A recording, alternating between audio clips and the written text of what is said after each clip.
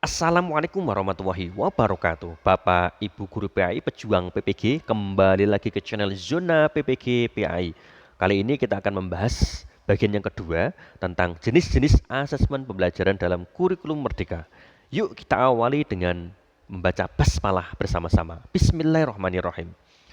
Soal nomor satu, manakah dari pernyataan berikut yang tidak tepat mengenai asesmen diagnostik dalam kurikulum Merdeka adalah A. Dilaksanakan pada awal pembelajaran untuk mengidentifikasi pengetahuan dan keterampilan awal peserta didik. B. Digunakan untuk memetakan kekuatan dan kelemahan peserta didik secara individu.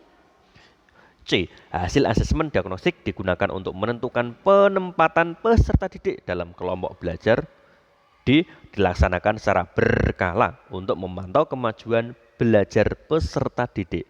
Bapak Ibu, nah perlu digarisbawahi ya, di sini adalah pernyataan yang tidak tepat mengenai asesmen diagnostik. Nah, jadi untuk nomor satu ini jawaban yang paling tepat adalah D, Bapak Ibu ya. Adapun pembahasannya, asesmen diagnostik dilaksanakan pada awal pembelajaran, sedangkan asesmen formatif dan sumatif dilaksanakan secara berkala untuk memantau kemajuan belajar peserta didik. Nah ini Bapak Ibu untuk nomor satu jawabannya D. Lanjut soal nomor dua. Teknik asesmen yang paling tepat digunakan untuk menilai kemampuan peserta didik dalam menganalisis data statistik adalah A. Tes pilihan ganda, B. Tes IC, C. Proyek, D. Observasi. Mana nih Bapak Ibu jawaban yang paling tepat? Baik, kita bahas. Jadi untuk nomor 2, jawaban yang tepat adalah C, proyek. Kenapa proyek? Proyek memungkinkan peserta didik untuk mengumpulkan data, menganalisisnya, dan menyajikan hasilnya dalam bentuk laporan atau presentasi. Soal nomor 3, manakah dari pernyataan berikut yang tidak termasuk dalam tujuan asesmen formatif dalam kurikulum Merdeka adalah A. Memberikan umpan balik kepada peserta didik tentang kemajuan belajar mereka. B. Membantu guru dalam menyesuaikan pembelajaran berdasarkan kebutuhan peserta didik. C. Meningkatkan motivasi belajar peserta didik. D. Menentukan nilai akhir peserta didik. Nah Bapak Ibu, di sini yang perlu digarisbawahi pernyataan yang tidak termasuk dalam tujuan asesmen formatif. Mana nih Bapak Ibu jawabannya? Nah, kita bahas dulu Bapak Ibu untuk nomor 3 ini. Jadi untuk nomor 3 jawaban yang paling tepat adalah D ya, yaitu menentukan nilai akhir peserta didik. Jadi asesmen formatif tidak digunakan untuk menentukan nilai akhir peserta didik, melainkan untuk memberikan umpan balik dan membantu guru dalam menyesuaikan pembelajaran. Lanjut soal nomor 4. Cara yang tepat untuk menginterpretasikan hasil asesmen sumatif dalam kurikulum Merdeka adalah A. Membandingkan hasil peserta didik dengan nilai-nilai rata-rata kelas. B. Membandingkan hasil peserta didik dengan standar kompetensi minimum. C. Membandingkan hasil peserta didik dengan pencapaian mereka di masa lalu. D. Semua jawaban di atas benar. Mana nih Bapak Ibu yang perlu digarisbawahi ya? Cara untuk menginterpretasikan hasil asesmen sumatif nih. Mana nih Bapak Ibu? A, B, C, atau D? Baik, kita bahas Bapak Ibu.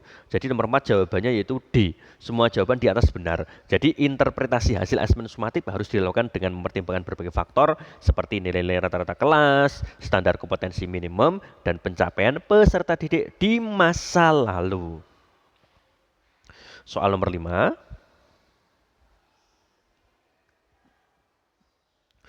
Berikut ini pernyataan yang tepat mengenai asesmen berbasis portofolio adalah A.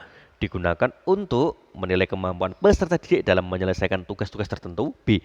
Memungkinkan peserta didik untuk menunjukkan perkembangan belajar mereka dari waktu ke waktu. C. Dapat digunakan untuk menilai berbagai aspek kompetensi peserta didik termasuk pengetahuan, keterampilan, dan sikap. D.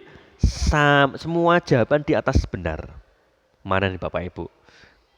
Yaitu pernyataan yang tepat kaitannya dengan asesmen berbasis portofolio. A, B, C, atau D. Baik Bapak Ibu, kita bahas ya untuk nomor 5.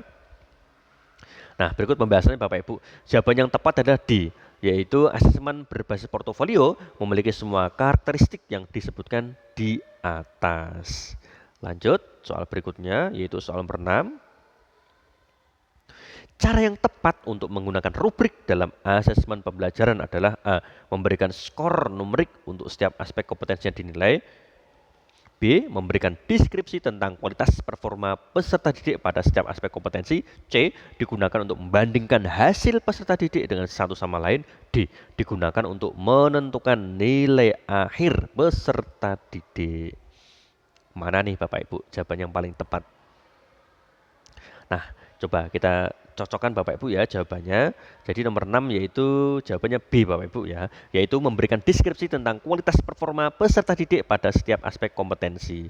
Nah, ini kenapa B? Pembahasannya Bapak Ibu, rubrik memberikan deskripsi tentang kualitas performa peserta didik pada setiap aspek kompetensi, bukan hanya memberikan skor numerik. Nah, sekali lagi nomor 6 yaitu B Bapak Ibu ya. Lanjut, soal nomor 7. Pernyataan berikut ini yang tidak termasuk dalam prinsip-prinsip asesmen yang baik dalam kurikulum Merdeka adalah A. Adil dan objektif. B. Berpusat pada peserta didik. C. Digunakan untuk kepentingan guru. D. Berkelanjutan. Yang perlu digarisbawahi, pernyataan yang tidak termasuk dalam prinsip-prinsip asesmen yang baik. Mana nih Bapak Ibu? A, B, C, atau D? Ya, kita bahas Bapak Ibu ya. Nah, pembahasannya sebagai berikut. Jadi jawaban yang tepat adalah C, yaitu asesmen yang baik harus digunakan untuk kepentingan peserta didik, bukan untuk kepentingan guru. Demikian Bapak Ibu, bantu yuk channel ini supaya bermanfaat dengan klik like, komen, dan subscribe. Terima kasih. Wassalamualaikum warahmatullahi wabarakatuh.